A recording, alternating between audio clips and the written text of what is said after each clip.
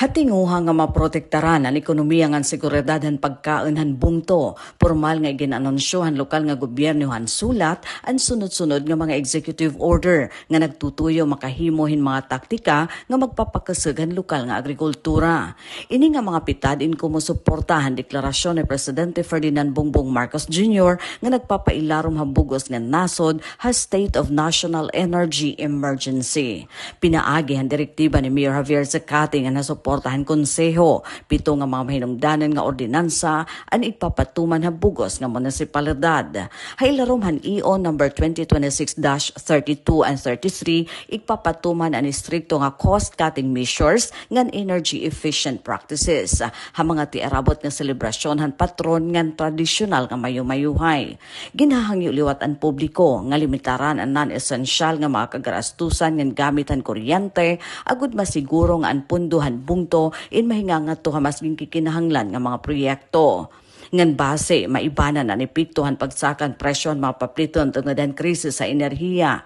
Iginlunsad ang Community Agricultural Pantry Program, pinaagihan EO number 2026-34 ngan barangay-based vegetable and root crop production, pinaagi naman han EO number 2026-35.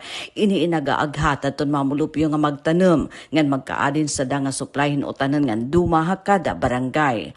Hausa nga makasaysay nga pitad para agricultural sustainability, igin pagawas ang Executive Order number 2026-36 nga istrikto nga nagdidirihan pag-ihawhin mga karabaw bisan pahapanahon ang kapistahan.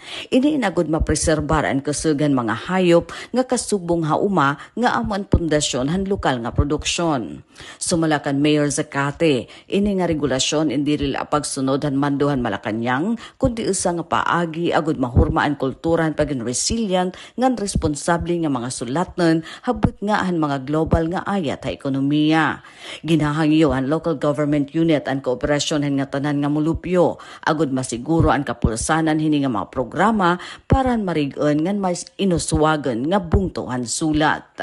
Para Habagong Pilipinas, Daisy Lalosa Biliza, Radyo Pilipinas, Radyo Publiko, Borongan.